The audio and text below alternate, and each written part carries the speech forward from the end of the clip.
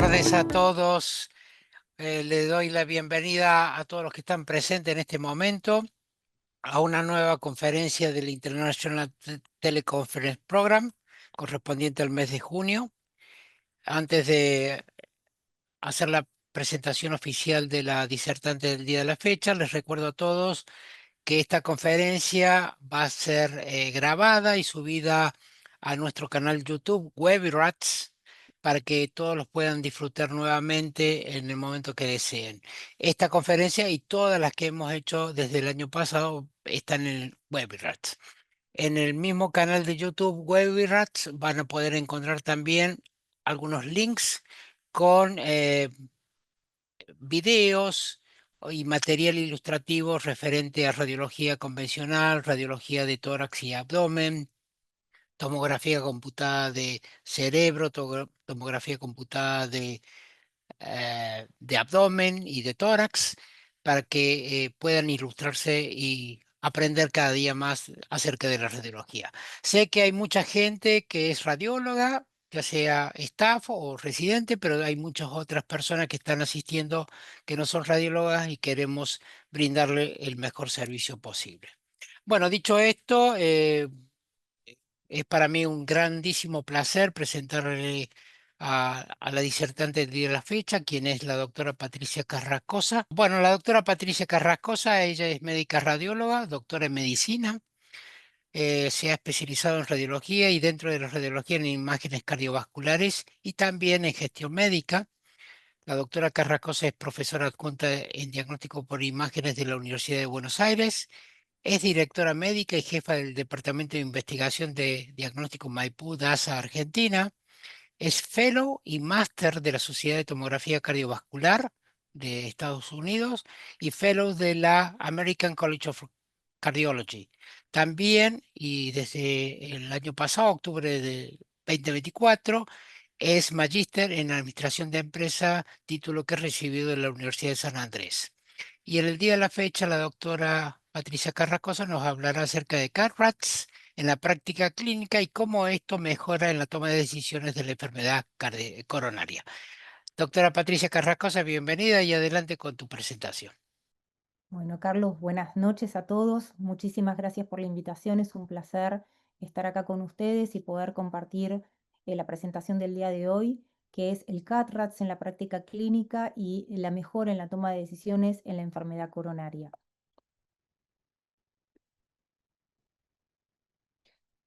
Estos son mis conflictos de interés. Vamos a comenzar entonces con respecto a la utilidad de la angiotensina coronaria, el método que ha evolucionado en forma sustancial durante los últimos años, durante las últimas décadas, en donde en la actualidad tiene un rol preponderante no solamente para descartar enfermedad coronaria, sino también para diagnosticar enfermedad coronaria. Hay múltiples validaciones clínicas y hay varias sociedades que han publicado cuál es la directriz actual a través de consensos de expertos y criterios de idoneidad para la angiotensina coronaria. Es fundamental obtener un estudio de alta calidad diagnóstica, para lo cual necesitamos tener gente capacitada, técnicos capacitados en la adquisición y también médicos que estén capacitados en la interpretación de las imágenes para poder brindar un estudio de alta calidad y que permita posteriormente hacer un diagnóstico preciso y determinar la conducta en ese paciente. Es también muy importante tener reportes o informes estandarizados con el objetivo de reducir la variabilidad que puede existir entre distintos profesionales. Y esto lo que nos va a brindar es la posibilidad de poder garantizar resultados que se utilicen adecuadamente en el manejo de los pacientes a los cuales les estamos haciendo los estudios. Para poder maximizar el impacto clínico, el protocolo tiene que estar efectuado con alta calidad, como dijimos, para lo cual requerimos de tecnología adecuada y poder obtener un protocolo preciso en donde utilicemos la menor dosis de radiación posible. Es importante también, como mencionaba previamente, tener una interpretación que esté estandarizada para poder reducir la variabilidad. Y es por eso que se va a crear las guías de CAD-RATS, que son similares a las que se utilizan en otras modalidades, como por ejemplo el BIRATS para la mamografía. El CAD-RATS significa Coronary Artery Disease Reporting and Data System y tiene como objetivo estandarizar el informe de la angiotensina coronaria en pacientes que tengan sospecha o diagnóstico de enfermedad coronaria. ¿Cuál es el objetivo principal? Que haya una comunicación fluida entre los médicos que van a informar, sean radiólogos o cardiólogos, ya que en la actualidad tanto radiólogos como cardiólogos efectúan este tipo de estudios, y el médico tratante. Y permita a través de estas guías poder hablar el mismo idioma, poder brindar esta información en forma precisa y adecuada y también poder ayudar en cómo continuar con ese paciente, el manejo clínico de ese paciente, ya sea a través de estudios complementarios o también a través del tratamiento a seguir en el mismo. El CAT-RATS no reemplaza la impresión diagnóstica de un informe, pero la complementa y esto va a permitir, como decía, guiar en la toma de decisiones. Entonces, este reporte estandarizado mejora la comunicación de los derivadores y surge la primera guía de CAT-RATS en el año 2016. El objetivo, entonces, fue generar esta estandarización. Inicialmente, el objetivo del CAT-RATS era determinar las estenosis coronarias y clasificarlas con algunos modificadores, como vamos a ver, pero que resultaron limitados y es por eso que en el año 2022 se genera un nuevo CAT-RATS, que es el CAT-RATS 2.0, que vamos a ver que adiciona una serie de información que no estaba prevista en el CAT-RATS 1. El CAT-RATS lo que va a hacer es determinar recomendaciones específicas para el manejo de los pacientes de una manera bastante clara y sencilla. En cuanto a los resultados que brinda el CAT-RATS, demostró tener realmente muy buenos resultados para poder predecir eventos duros, mejor que cualquier otra medición, y esto fue validado con distintos trials. Entonces, cuando realizamos un estudio de angiotensina coronaria, como decíamos, necesitamos tener un estudio que es de alta calidad, preciso, en donde los resultados tienen que ser claros. Esto nos va a permitir interrelacionar con el médico derivador, brindándole un diagnóstico certero con respecto al paciente y de esta manera, de acuerdo a estas clasificaciones, vamos a poder determinar cuál es la conducta a seguir en ese paciente y también poder ayudarlo hacer un seguimiento terapéutico. Como decíamos entonces, el CAT-RATS evolucionó desde el año 2016 al 2022. ¿Y cuáles son las diferencias fundamentales? El CAT-RATS 1.0 tuvo como objetivo inicial determinar las estenosis coronarias y además adicionó modificadores para la presencia de stents, para la evaluación de bypasses y también para la presencia de placas vulnerables. Estos modificadores tenían siglas con el S de stent, el G de bypass, la B de vulnerabilidad y también el N de estudios no evaluables.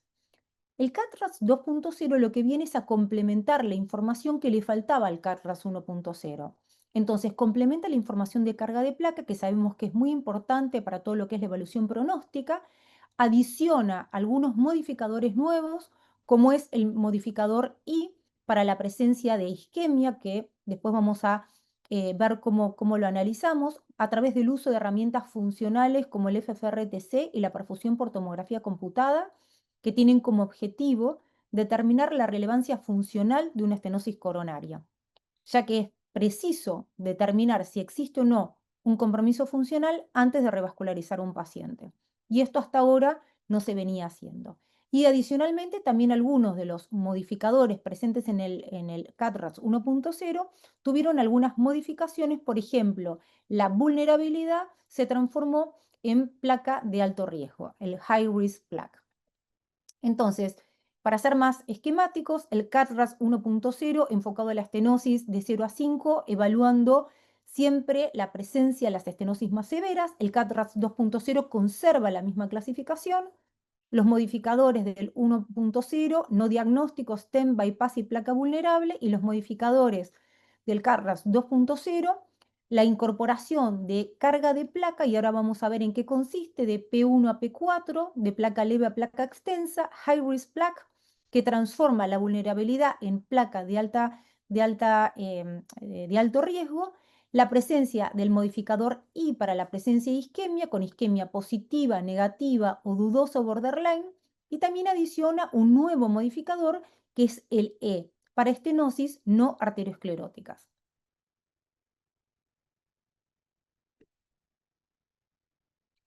Entonces, había una gran necesidad de poder en el 1.0 determinar la carga de placa que no estaba prevista y también, fundamentalmente, la presencia de la relevancia funcional de las estenosis moderadas a severas que oscilan entre 50 y 90%. Entonces, los cambios claves del CARTRAS 1 al 2 fueron la inclusión de la carga de placa total, clasificándola de P1 a P4, la adición de modificadores funcionales, incluyendo la evaluación de isquemia mediante FFRTC o perfusión por TC. Muchos se preguntarán, pero también se puede evaluar la isquemia con otros métodos diagnósticos. Eso es correcto, ya que podemos hacer ecoestrés, resonancia de estrés, SPECT, estrés-esfuerzo, pero el CATRAS utiliza la I realizándola a través solamente de tomografía computada. El punto 3, inclusión de categorías especiales para todo lo que es estenosis no arterioscleróticas. Y el 4, las recomendaciones clínicas, que es, de acuerdo a los hallazgos evidenciados en el estudio en donde involucra la estenosis, la carga de placa y la adición de estos modificadores, cómo vamos a clasificar ese paciente y qué sugerencia le vamos a dar al médico derivador. Las estenosis entonces las clasificamos en distintos grados que van desde el 0 sin estenosis mínimas de 1 a 24, leves de 25 a 49, moderadas de 50 a 69, severas de 70 a 99 y acá vamos a tener dos clasificaciones en A o B. A cuando involucra a uno o dos vasos, mientras que el B cuando involucra el tronco de coronaria izquierda mayor al 50% y lesión de tres vasos. Y el 5, clasificación grado 5, es la oclusión o suboclusión de un vaso. Como dijimos, la incorporación de la placa, placa mínima P1, placa moderada P2, placa severa P4, perdón, P3 y placa extensa P4. Modificadores como ya mencionamos previamente.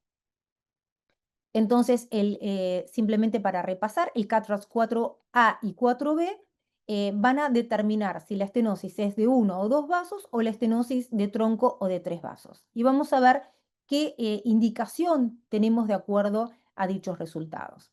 Es importante saber que existen múltiples publicaciones. Desde el año 2016 al 2025 en el PubMed hay 331 artículos publicados sobre CATRAS, en donde muestran los resultados del CATRAS en cuanto a la precisión diagnóstica, a la utilidad que tiene para ayudar al médico derivador para la toma de decisiones, en el mejor manejo terapéutico del paciente.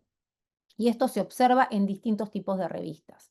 Vamos a ver algunos ejemplos. Esto es un paciente de sexo masculino de 48 años de edad, de 42 años de edad, con estrés, dislipemia y obesidad. Este paciente presenta dolor precordial atípico, realiza cambios del estilo de vida, se le hace un ecocardiograma normal, pero persiste con dolor precordial. Entonces se le decide hacer una cámara gamma, la cual en las imágenes es normal, tiene una ergometría suficiente detenida por agotamiento muscular, es negativa para angoridisnea, pero presenta un infradenivel del ST de 3 milímetros de B4 a B6, lo cual muestra una discordancia entre las imágenes y el electrocardiograma. Se decide solicitar una angiotensina coronaria, la cual muestra en las imágenes superiores son reconstrucciones multiplanares de las arterias epicárdicas principales, en donde podemos observar que no presentan áreas de estenosis ni tampoco la presencia de placas.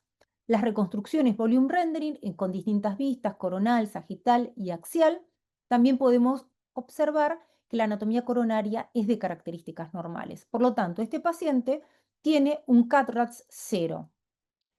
Un tema que todos sabemos y es que el valor predictivo negativo de la angiotensina coronaria es del 99%, que quiere decir que cuando tenemos un estudio de angiotensina coronaria normal, quiere decir que el paciente no tiene enfermedad coronaria y podemos quedarnos tranquilos de que en realidad hay que buscar otra causa de dolor de pecho.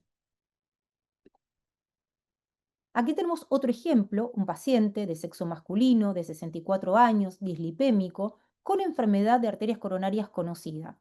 Presenta disnea, clase funcional 1, esporádica, tratado con ácido acetil salicílico, simvastatina y ezetimibe.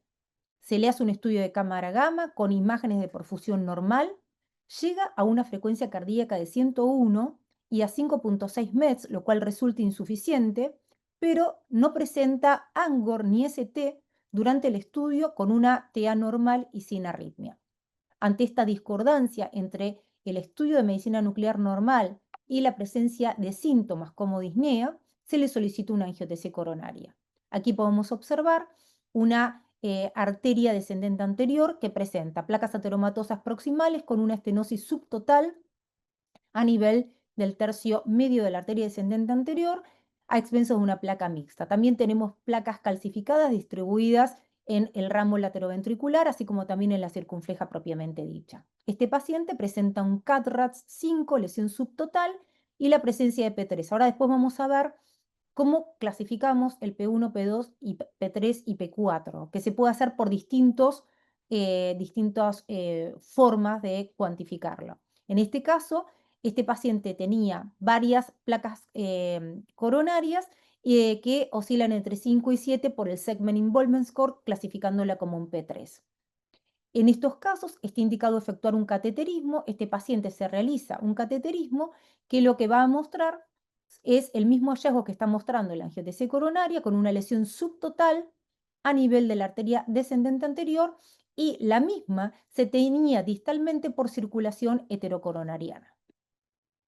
Este paciente se revasculariza. En cuanto a carga de placa, como mencionamos, existen distintos métodos para poder categorizar la cantidad de placa coronaria. ¿Cuál método utilizar? Esto, la sociedad da la flexibilidad que los centros puedan utilizar aquel método en el cual se sientan más confortables. Disponemos del el score de calcio, disponemos del Segment Involvement Score, o también podemos tener el método visual.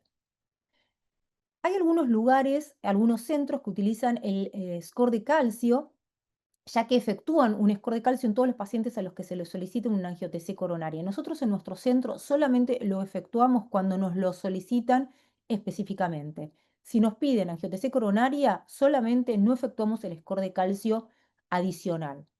Existen pros y contras para poder hacerlo en función a cada uno de sus centros. Si lo realizan, pueden medir a través del Calcium Score, en donde tenemos que el Calcium Score con cantidad mínima de placa P1 oscila entre 1 y 100, P2 entre 101 y 300, P3, que es severo, entre 301 y 999, y P4 extenso más de 1000.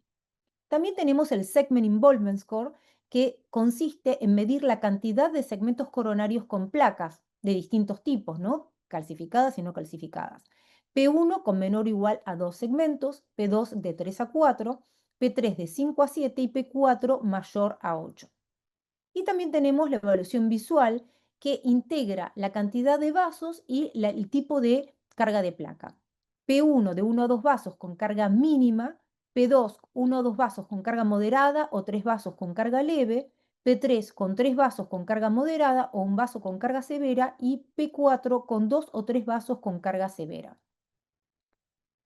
Es importante saber que las recomendaciones del manejo clínico del CATRAS no deben reemplazar al juicio clínico. Y un tema muy importante es que siempre puede haber discordancia entre la forma de medición del CIS y el CAC, o del CIS y el visual, pero siempre debemos contemplar aquel que dé el mayor grado de severidad. Por lo tanto, si yo en el CIS me da un P4 y el CAC me da un P3, tengo que considerar que ese paciente tiene un P4. También hablamos de que hubo un cambio de un modificador del CAT-RAS 1.0, que era el B de vulnerabilidad, en placa de alto riesgo. Hay 4 features que van a clasificar a la placa de alto riesgo, que la presencia de al menos 2 de ellos ya permiten hablar de high risk plaque. Una es la presencia de placa de baja densidad menor a 30 unidades Hounsfield, el remodelamiento positivo, la presencia de napkin ring, que es el sitio donde frecuentemente se lesiona la placa y se produce el evento agudo, y el spotty calcification, que consiste en estas calcificaciones puntilladas en la parte periférica de la placa. La placa de alto riesgo entonces reemplaza al modificador B de vulnerabilidad. Aquí tenemos un ejemplo de un paciente, tenemos un corte axial, vemos placas mixtas predominantemente calcificadas en el sector distal del tronco y proximal de la ADA, y tenemos un ramo intermedio que presenta en la parte proximal algunas placas calcificadas, pero tiene una placa irregular predominantemente de baja densidad a nivel proximal. El corte ortogonal muestra una placa con un gran remodelamiento positivo, con baja densidad y la presencia de Napkin Ring. Lo que vemos en la reconstrucción volume rendering es esta placa irregular que produce una estenosis importante del vaso. Y aquí tenemos entonces que la clasificación es un CAT-RAS 4A, en donde hablamos estenosis entre 70 y 99%, con un P3 por la presencia de 5 a 7 segmentos a través de las distintas ubicaciones de las placas en las distintas arterias, y la presencia de high risk plaque por placa de baja densidad, napkin ring y remodelamiento positivo. Después vamos a ver, pero simplemente se los menciono ahora, cuál es la conducta de este tipo de pacientes, que es considerar cateterismo, modificación de factores de riesgo y farmacoterapia.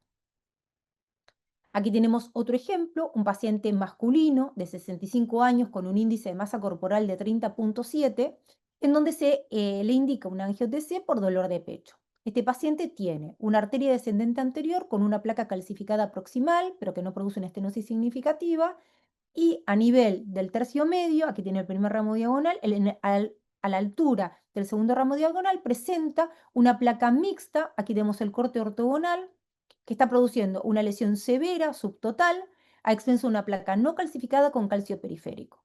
Podemos observar también en la reconstrucción tridimensional que existe una segunda estenosis significativa a nivel del segundo ramo diagonal, y hay una reducción de la densidad tanto de la descendente anterior como del ramo diagonal con respecto al sector proximal de la arteria. Es lo que llamamos el gradiente transluminal.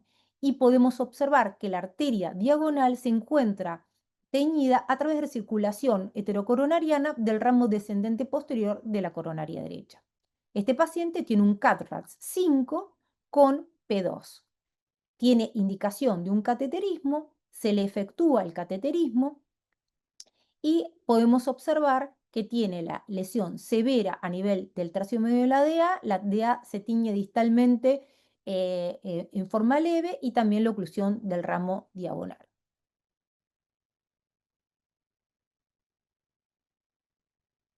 Este es otro ejemplo, un paciente de 67 años, tabaquista y antecedentes familiares con dolor de pecho atípico, con un estudio funcional discordante, con un SPECT reposo-esfuerzo que muestra una depresión del ST de 2 milímetros y ausencia de defecto de perfusión. Es decir, las imágenes de perfusión son normales, pero tiene alteraciones electrocardiógrafas, discordancia de estudio funcional.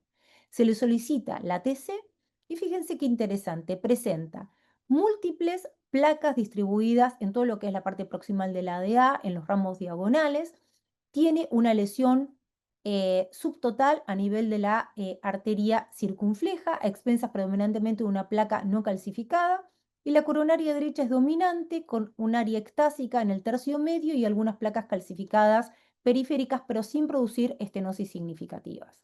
Esto es un CAT-RAS 5 por la arteria circunfleja, con P4 por la presencia extensa de placas ateromatosas en todos los segmentos coronarios. Este paciente se le indicó un cateterismo.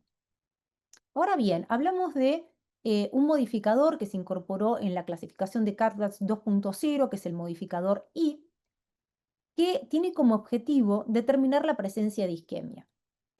Es fundamental en pacientes que tengan estenosis coronarias moderadas a severas si esas arterias con estas estenosis importantes tienen isquemia asociada. ¿Por qué? Porque si hay isquemia, este paciente podría beneficiarse de una revascularización. Si no, no se vería beneficiado, y es por eso que dicho hallazgo es fundamental para determinar la conducta terapéutica. El I, que es el de isquemia positiva, muestra un estudio anormal y habla de presencia de isquemia. El I negativo dice que el estudio en cuanto a perfusión es normal y no hay isquemia. Y el tercero, que es el I positivo negativo, puede ser un estudio borderline o dudoso. Como les mencionaba, si bien el estudio para evaluar relevancia funcional puede ser diverso, es decir, tenemos distintas opciones, para poder utilizarlo con la clasificación de CAT-RAS tenemos que utilizar o el FFRTC o la perfusión por TC o ambos, pero tiene que ser efectuado por tomografía computada. La diferencia entre el FFRTC y la perfusión es que el FFRTC, como vamos a ver ahora, no necesita complementar con ninguna adquisición adicional, sino que utiliza la misma adquisición que la que se utilizó o se realizó para hacer el diagnóstico de dicho paciente, por lo tanto no vamos a realizar nada adicional, mientras que en la perfusión por tomografía computada necesitamos complementar con una adquisición con estrés farmacológico. Vamos a hacer un pequeño repaso para aquellos que no están familiarizados con lo que es el FFRTC o perfusión, algo muy rápido, simplemente introductorio. El FFRTC es una técnica no invasiva que simula cómo fluye la sangre a través de las arterias coronarias usando las imágenes de la angiotensina coronaria. Lo que hace es crea un modelo 3D y a través de modelos matemáticos y análisis por inteligencia artificial va a poder determinar la presencia o no de isquemia en un segmento coronario estenótico. Como podemos ver aquí, presenta un área de estenosis y lo que hace el FFR va a determinar cómo se encuentra el flujo en dicho vaso. Esto también nos va a permitir después determinar cuál es la conducta terapéutica de ese paciente, si le colocáramos un stent y cómo potencialmente podría mejorar ese FFR en dicha lesión. Hay dos formas de poder utilizar el FFR. Uno es para una lesión específica, en donde medimos de 1 o 2 centímetros distal a la estenosis y determinamos si existe o no una isquemia. Y segundo es la pérdida de presión transluminal, en donde se mide la presión de 1 o 2 centímetros antes de la lesión y de 1 o 2 centímetros posterior a la misma. Si esa relación es mayor de 0,12, se considera positivo. Entonces, el FFRTC puede utilizarse, como decíamos, para lesiones que oscilan entre 50 y 90%. Y acá tenemos al CAT-RATS3 y el CAT-RATS4 fundamentalmente. Podríamos también potencialmente utilizarlo en el CAT-RATS2 cuando tiene estenosis mayores a 40% y placas de alto riesgo. Ahora bien, ¿cuáles son los potenciales resultados que nos pueden dar? Puede dar un estudio anormal. ¿Cuándo decimos que el estudio es anormal y que tiene I positiva? Cuando el CAT-RATS da menor a 0,75. Como podemos ver, cae, digamos, el color de lo que sería la arteria, y esto se asocia con la estenosis coronaria, es decir, tiene que asociarse la estenosis en el mismo territorio donde se observa el CAT-RATS menor de 0,75. Cuando esto sucede, estamos hablando de un estudio con I positivo. Y estos pacientes podrían beneficiarse de una revascularización. Algunas veces se comienza con tratamiento médico, dependiendo de los síntomas del paciente. Si el paciente no mejora, se indica muchas veces revascularización. Podemos tener también pacientes que tengan I negativa, es decir, que el CATRAS, el FFRTC sea normal. ¿Cuándo hablamos que es normal? Cuando es mayor a 0,8. Puede suceder también que tengamos una estenosis coronaria y que el FFR de normal, entonces en ese caso no hay un macheo entre la anatomía y la relevancia funcional. Y quizás podemos encontrar algún sector más distal que tenga un FFR patológico. En esos casos se sugiere diferir el cateterismo invasivo y optimizar el tratamiento médico. Después tenemos casos que llamamos borderline, que es la zona gris del FFR, en donde tenemos dudas si realmente ese paciente tiene un compromiso funcional asociado a la estenosis coronaria. Y es cuando el FFR oscila entre 0,76 y 0,79. En esos casos podemos esperar a ver cómo evoluciona el paciente y podríamos considerar un cateterismo dependiendo de los síntomas, dependiendo de dónde esté ubicada la lesión y también en lo que llamábamos delta del FFR, que es la caída de presión. También en estos casos podríamos, si no, utilizar la perfusión por tomografía computada, que es cuando este estudio da en esa zona gris, avanzar en una adquisición con estrés farmacológico. Entonces, la perfusión por TC también brinda la posibilidad de evaluar la presencia de modificador I, pero a diferencia del FFR, necesitamos complementar con una adquisición nueva, lo cual va a requerir más contraste, va a requerir estrés farmacológico y también más irradiación para el paciente. Es verdad que en la actualidad las dosis de radiación se han reducido, que también los volúmenes de contraste se han reducido, pero requiere una adquisición complementaria. Simplemente para repasar a aquellos que no están familiarizados con la perfusión por tomografía computada, lo que vamos a hacer es acostar al paciente Bueno, va a estar acostado porque en realidad ya se realizó la angiotensina coronaria sin estrés farmacológico. Y vamos a colocar una segunda vía en el brazo contralateral a donde le inyectamos el contraste.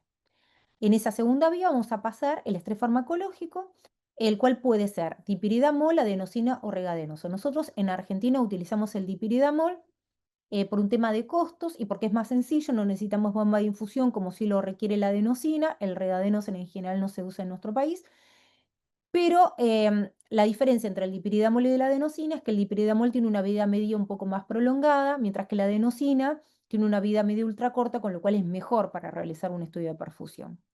Es importante que cuando estemos efectuando esta adquisición en estrés, monitoreemos el electrocardiograma del paciente. En cuanto a la utilidad y a las formas en las cuales podemos realizar perfusión por TC, hay dos formas en las cuales la podemos utilizar, lo que llamamos fenómeno de primer pasaje o perfusión dinámica. En cualquiera de las dos formas, lo que vamos a hacer es integrar la información anatómica con la información de perfusión miocárdica para poder determinar si hay algún trastorno de la perfusión que se asocia al mismo territorio anatómico donde encontramos una estenosis. Sumado a esto, podemos evaluar la presencia y la extensión de tipos de placa y lo que tiene de beneficioso la TC es que puede integrar en un único estudio toda la información del paciente. También para hacer un pequeño y rápido repaso, el fenómeno de primer pasaje consiste en analizar las imágenes en reposo y posteriormente podemos complementar con imágenes en estrés. En estrés es similar a adquisición a la de reposo, nada más que con estrés farmacológico. Y lo que vamos a hacer es buscar la presencia de áreas de hipoperfusión. ¿Por qué estoy mostrando dos imágenes a la izquierda y a la derecha? Para mostrar equipos de baja cobertura, equipos de 4 centímetros, en este otro caso es un equipo de 8 centímetros. Fíjense que no hay diferencia de densidad intracavitaria. A pesar de eso, igual un equipo de 4 centímetros puede tener también una buena diferenciación de áreas de hipoperfusión, como se está señalizando con la flecha roja, en donde podemos observar toda esta área hipodensa subendocárdica a nivel anterolateral, lateral, inferolateral inferior, que desaparece en reposo y que corresponde a isquemia. O en esta imagen de la derecha, que es el estrés y el reposo. En el estrés también observamos una pequeña hipodensidad, tenue hipodensidad anterior y anteroseptal que desaparece en reposo, también compatible con una isquemia. La perfusión dinámica, a diferencia de la estática, lo que va a hacer es poder evaluar a través de adquisiciones secuenciales múltiples cómo llega el contraste y cómo sale el contraste del miocardio y de la aorta. En este caso son imágenes efectuadas en un equipo de alta cobertura que efectúa cada una de las adquisiciones con una rotación del gantry completa para toda la estructura cardíaca. Lo que tiene de beneficioso el dinámico es que provee una información cuantitativa y permite medir flujos miocárdicos sanguíneos, flujos coronarios, etc. En el caso de utilizar la perfusión estática, necesitamos reconstruir las imágenes y crear imágenes en eje corto y eje largo, similar a la cámara gamma. Esto es un bullseye en donde tenemos imágenes apicales, medioventriculares y basales.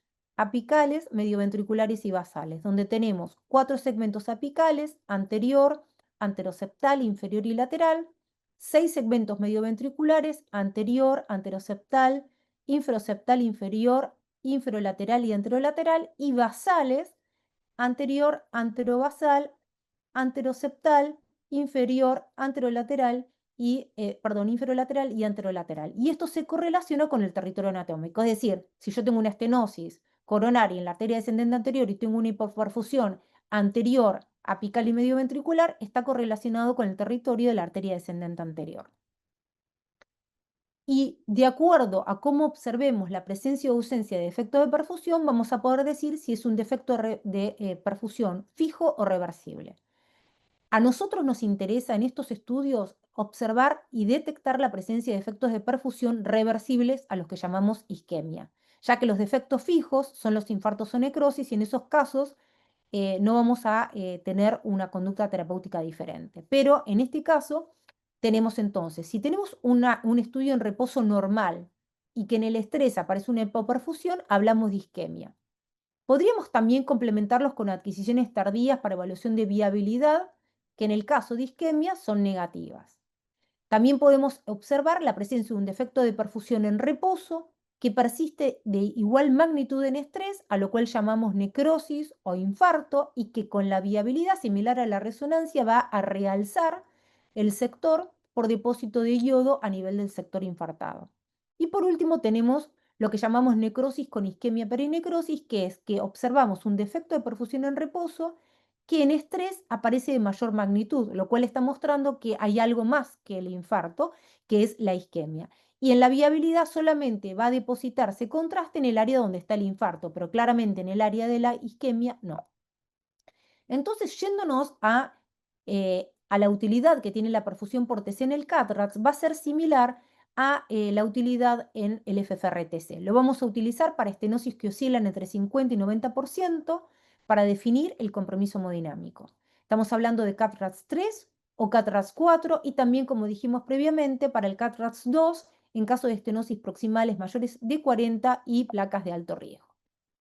Vamos a decir entonces que el I va a ser positivo o normal si se observa una isquemia miocárdica en el territorio coronario determinado. Tengo entonces la presencia de una hipoperfusión que aparece en estrés y que en reposo no veía nada en el mismo territorio anatómico donde observé la estenosis coronaria por encima del 50% de estenosis.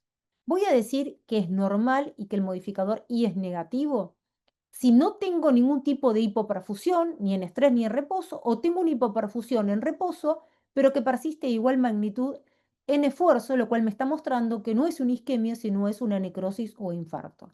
Y después tengo los estudios borderline, en donde a veces cuando la isquemia es muy pequeña y ya tengo algo de infarto, a veces puede ser más difíciles de identificar, y entonces en esos casos hablamos de estudios borderline.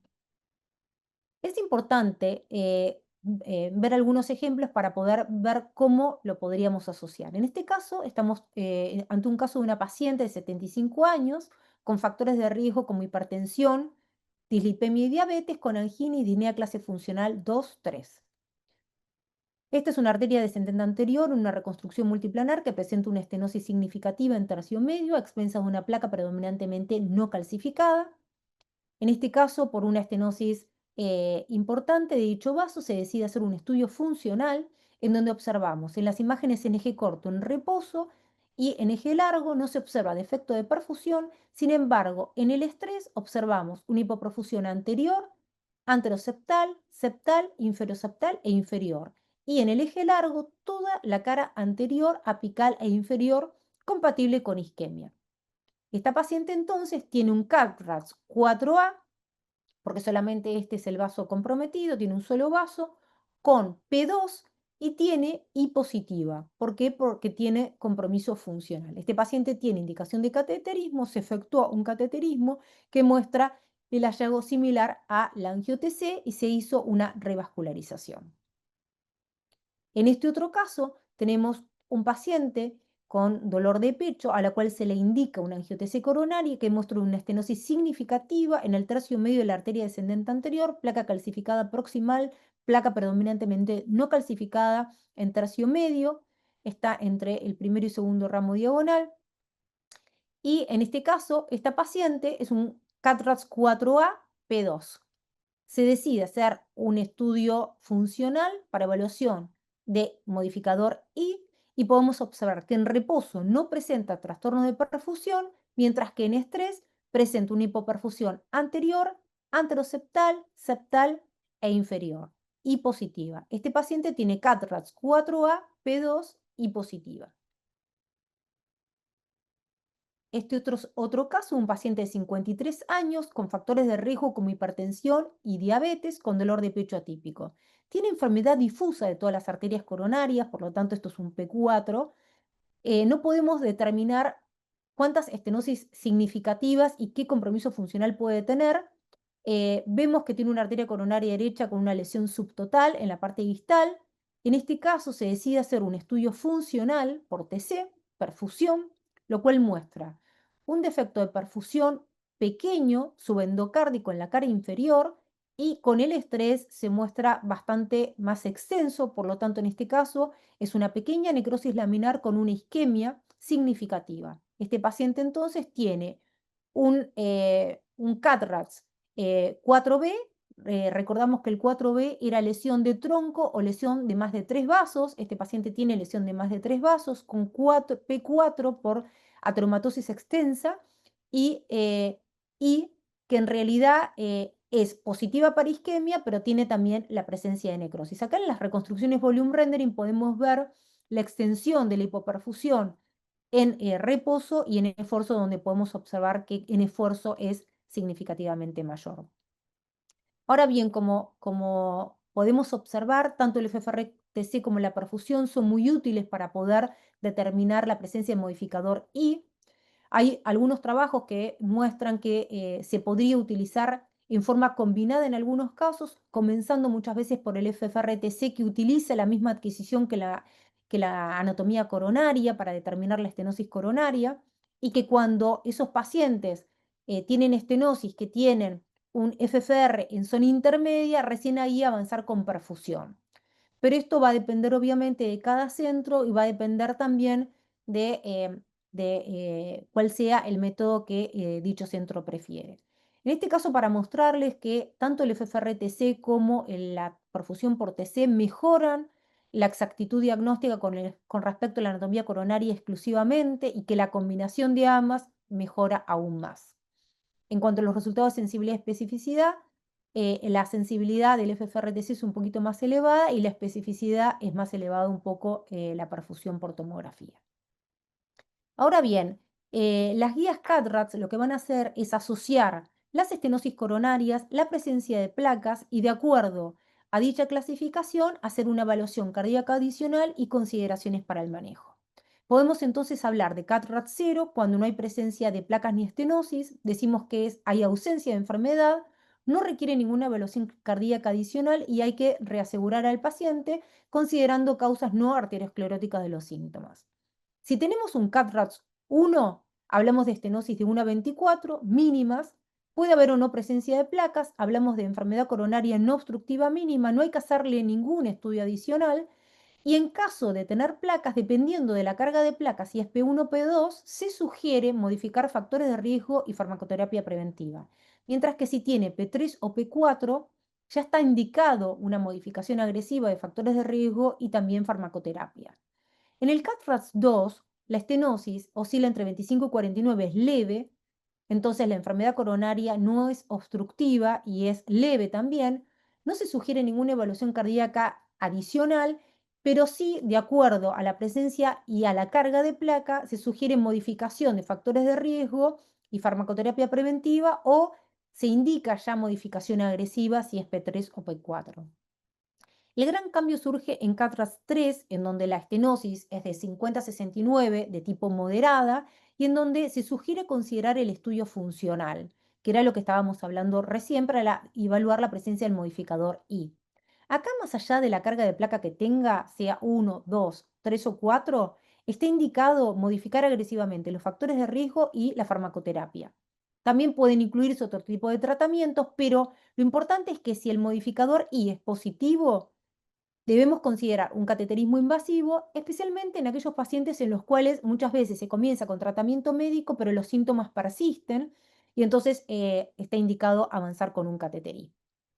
En el CATRAS 4A y 4B va a depender si el compromiso es de 1 o 2 vasos o compromiso del tronco o lesión de 3 vasos más del 70%. Hablamos en cualquiera de los dos casos de estenosis severa. En cuanto a la evaluación cardíaca adicional, va a depender si es A o B. A, se puede considerar cateterismo o evaluación funcional. Ahora después vamos a ver algunos ejemplos en cuándo utilizar uno u otro. Mientras que en el caso del B, en general está más recomendado utilizar el cateterismo. En cuanto a consideraciones para el manejo, cualquier tipo de P tiene indicación de modificación agresiva de factores de riesgo y farmacoterapia, y también pueden indicarse otro tipo de tratamientos como terapia antianginosa y opciones de revascularización. El CATRAS 5, que es el 100% o oclusión total o suboclusión, en estos casos está más indicado utilizar el cateterismo. Pocas veces se utiliza la evaluación funcional. Puede indicarse cuando el paciente tiene también enfermedad difusa y yo quiero ver realmente si puedo revascularizar un paciente. En estos casos puedo también utilizar la viabilidad, que la podemos usar o con TC o con otros métodos, como por ejemplo la resonancia. Y esto es muy útil porque me permite determinar qué paciente tiene un sector que ya es, no, está necrótico de un sector que aún es viable. En cuanto a las consideraciones para el manejo, cualquier tipo de carga de placa tiene la misma indicación, modificación agresiva de factores de riesgo y farmacoterapia, y también los tratamientos, terapia antianginosa y revascularización. Tenemos también la alternativa o los casos en donde el CATRAS puede ser N, que son estudios no diagnósticos y que no se puede excluir enfermedad coronaria y es necesario realizar estudios adicionales. Ahora bien, dijimos que el CATRAS 4A puede ser de lesiones de uno o dos vasos en forma significativa. Ahora yo quería mostrarles dos ejemplos del paciente A y el paciente B, en donde tenemos en el paciente A una lesión significativa en el sector proximal de la arteria descendente anterior y en el paciente B una lesión subtotal, prácticamente oclusión completa del sector ostial del segundo ramo marginal, el cual es de pequeño calibre. La pregunta que les hago, ¿creen que tienen la misma relevancia clínica? En cuanto ambos son 4A, pero la oclusión de la DA proximal con respecto a la oclusión ostial del ramo lateroventricular o marginal, ¿deberían manejarse de igual forma? Claramente que son diferentes, si bien ambos tienen la misma clasificación. Ambos permiten una clasificación similar por el CATRAS, pero es por eso que el juicio clínico del médico es muy importante. En el paciente A es muy relevante la estenosis, ya que está comprometiendo la arteria descendente anterior que irriga entre el 40 y 50% del ventrículo izquierdo y tiene una alta probabilidad de tener un I positivo, un modificador de isquemia positivo. El impacto funcional es alto y en este caso está más indicado realizar un cateterismo. Podemos utilizar el FFRTC, especialmente porque no requerimos darle ningún estrés farmacológico ni nada adicional, o podríamos también complementar con perfusión, pero la prioridad fundamentalmente es el AICA para indicar revascularización si el paciente tiene isquemia, ¿no?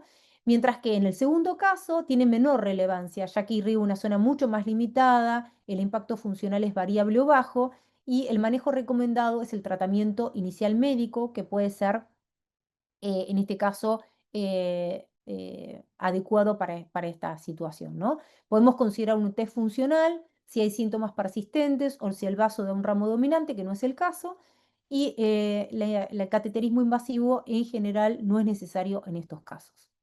Ahora bien, mostrándole la situación que les dije antes, en este caso tenemos un paciente de sexo masculino de 61 años, dislipémico, extabaquista, que tiene un peso de 98 kilos y un índice de masa corporal de 31,7, tratado con carvedilol, aspirina, rosuvastatina y medocor, que actualmente consulta por Angor de clase funcional variable.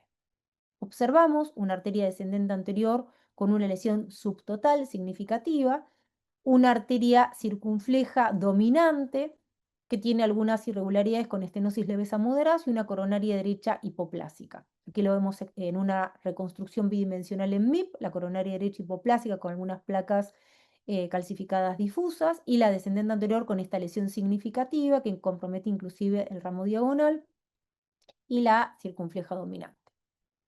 En este caso, habíamos mencionado que en un paciente de estas características, uno se inclinaría más por efectuar un estudio de cateterismo invasivo. El paciente no quiso efectuarse un estudio de cateterismo invasivo inicial y entonces decidimos avanzar en un estudio de perfusión en donde podemos observar la presencia de, estas son las imágenes en reposo y aquí las imágenes en esfuerzo, una hipoperfusión anterior, anteroseptal y anterolateral y toda la cara anterior, apical e inferior, hipoperfundida que prácticamente revierte ad integrum en lo que es el reposo.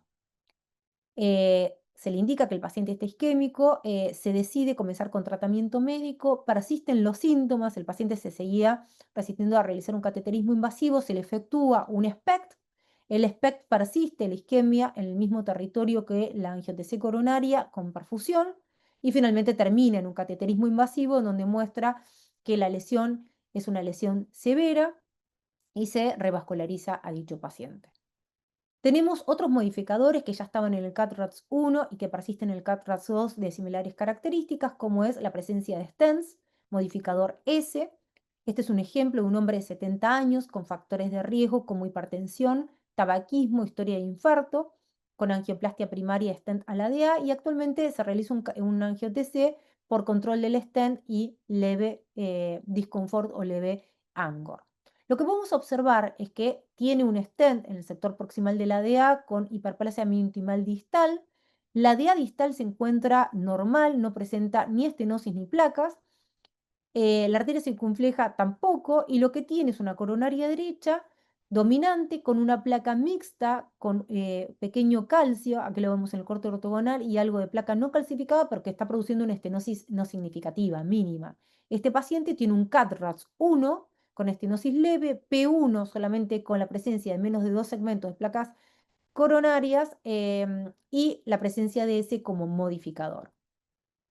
Dijimos que otros modificadores que se habían agregado era el E, las estenosis de causas no ateroscleróticas. En este caso tenemos disecciones coronarias, orígenes anómalos de arterias coronarias, vasculitis, fístulas, compresión extrínseca de arterias coronarias, malformaciones arteriovenosas, etc.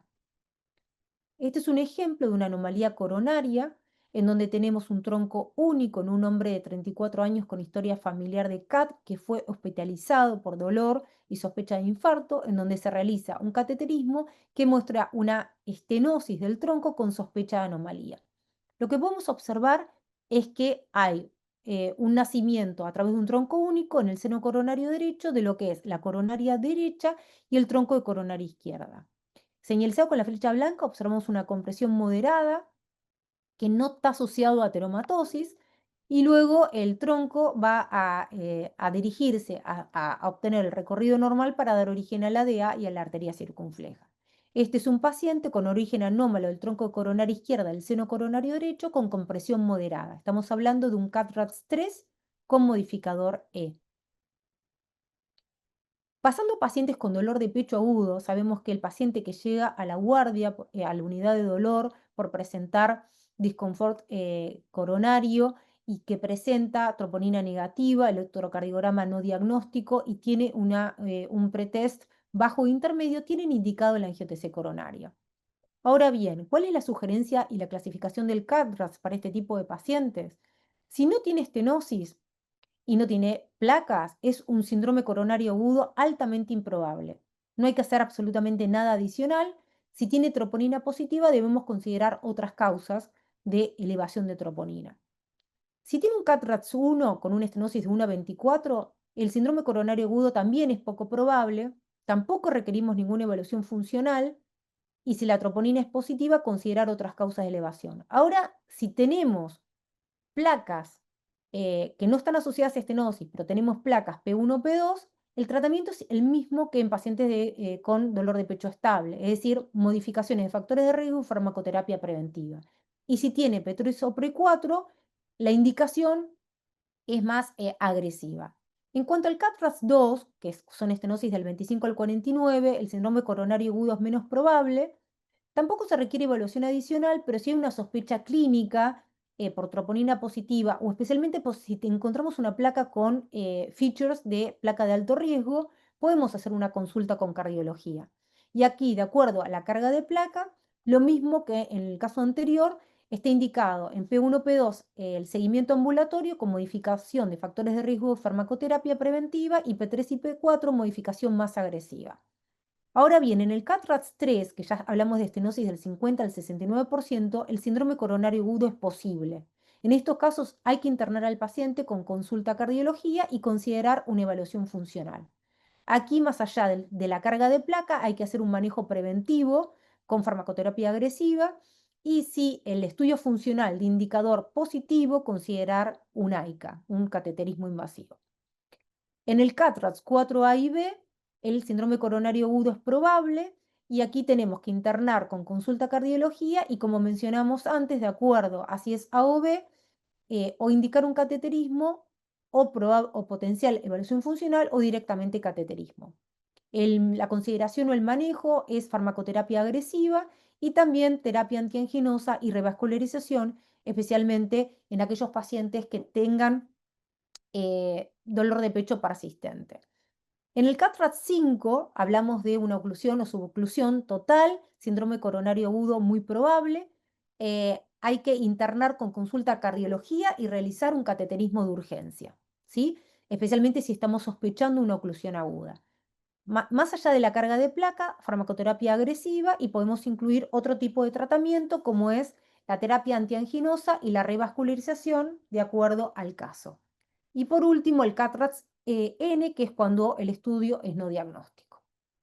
Entonces, para resumir, CAT-RAT0, síndrome coronario agudo poco probable, no requiere evaluación adicional. CAT-RATS1, poco probable, considerar etiología no asociada con síndrome coronario agudo. CAT-RATS2, también poco probable, considerar derivación y seguimiento. CAT-RATS3, posible, hospitalización y pruebas funcionales. 4, probable, hospitalización y cateterismo. Y 5, muy probable, con AICAO de urgencia y revascularización si es necesario. Vamos a ver un caso clínico de un paciente de 68 años de edad sin antecedentes coronarios, con factores de riesgo como hipertensión, dislipemia, tratado con drogas antihipertensivas. Las estatinas, este paciente les trajeron efectos secundarios, ictericia, en el caso de la rosuvastatina y rhabdomiolisis por simvastatina, con lo cual las tuvo que suspender.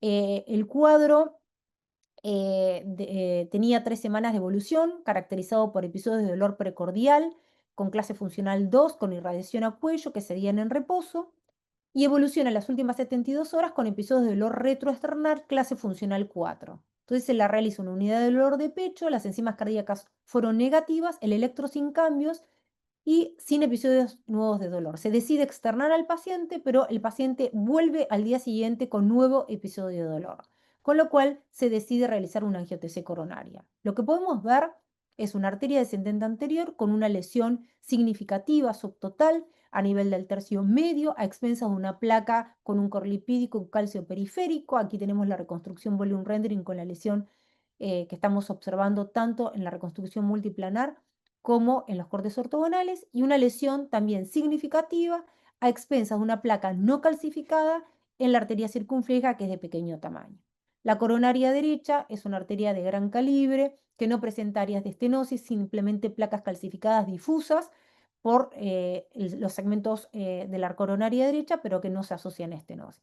En este caso, este paciente fue clasificado como CAT-RAT5 P4, por la extensión de placas, se le indica un cateterismo que muestra la correlación de la lesión subtotal en la arteria descendente anterior, la lesión severa a nivel de la arteria circunfleja y la coronaria derecha, como dijimos, dominante, sin presencia de estenosis significativas, con algunas irregularidades debido a placas cálcicas.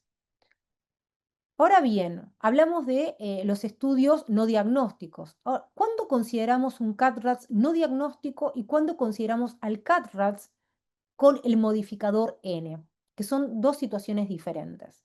Hablamos de CAT-RATS-N cuando se usa cuando el estudio es globalmente no diagnóstico. Los segmentos claves no podemos evaluarlos por mala calidad de imagen, no podemos excluir ni confirmar enfermedad coronaria obstructiva, por lo tanto no le podemos asignar un número a ese CAT-RATS, y esto se puede dar ya sea por artefactos por movimiento, por calcio severo. No podemos evaluar sectores importantes como el tronco o la descendente anterior. El CAT-RATS-N como modificador, la mayor parte del árbol coronario es evaluable, pero más segmentos no lo son. Entonces, quizás yo puedo decir que tiene un CAT-RATS determinado con algunos segmentos no evaluables. Pero si, por ejemplo, tengo un segmento distal de la coronaria derecha y puedo ver una estenosis en la DA del 50%, puedo reportar un CAT-RATS3 en donde tenga segmentos coronarios no evaluables. De tal manera que podemos resumir que decimos que el CAT-RATS es no evaluable cuando la mayoría de las arterias coronarias no lo son y no podemos determinar la presencia o ausencia de enfermedad. Y decimos que es un CAT-RATS X con el N como modificador cuando uno o más ramas son no evaluables, pero sí podemos asignar un número a dicho CAT-RATS. Para ir finalizando, podemos utilizar herramientas de inteligencia artificial que se asocien con el CARRAS. Recientemente fue publicado este artículo en Radiology, en donde lo que se hizo fue analizar un trabajo efectuado en 1041 pacientes, en los cuales se compararon los resultados y la concordancia de los informes hechos por inteligencia artificial versus las evaluaciones manuales. En cuanto a lo que era CADRAS para cualquier tipo de clasificación de 0 a 5, con un CAPA de 0,73, y también para lesiones coronarias obstructivas con un área bajo la curva de 0,90. Para carga de placa, el CAX tuvo un capa de 0,96, un CIS con un capa de 0,82 y el P con el score combinado de CAC más CIS de 0,84. ¿Qué quiere decir? Que realmente funciona muy bien el tema de estas primeras algoritmos de inteligencia artificial.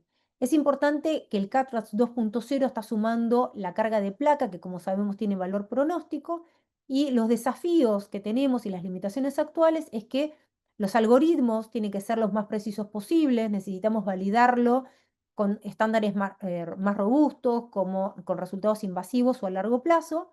Y también es muy importante saber que la IA no es que va a reemplazar al radiólogo, sino que va a ayudar a que el radiólogo pueda trabajar más eficientemente, más rápidamente y con resultados más precisos. Todavía también otra de las limitaciones es que los resultados del algoritmo pueden verse afectados de acuerdo al índice de masa corporal, al sexo y a la frecuencia cardíaca. Y esta publicación concluye que la IA tiene un gran potencial para usarse en CATRAS. De hecho, hay algunos vendors que ya lo están teniendo en sus estaciones de trabajo. Mejora la eficiencia diagnóstica y facilita la toma de decisiones. Debemos ser cuidadosos con la implementación para evaluar desde un punto de vista integral, técnico, clínico y económico, para utilizar estas aplicaciones con un beneficio para la atención de los pacientes. Para concluir, podemos decir entonces que el CAT-RATS va a permitir unificar la información anatómica, la carga de placa y la función en un solo reporte.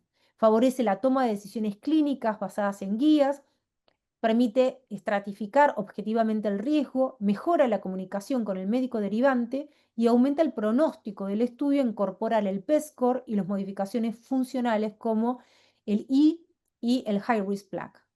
Y para finalizar, no todas las estenosis severas son iguales. El CAT-RAS es el idioma, pero el juicio clínico sigue siendo el traductor. Muchas gracias.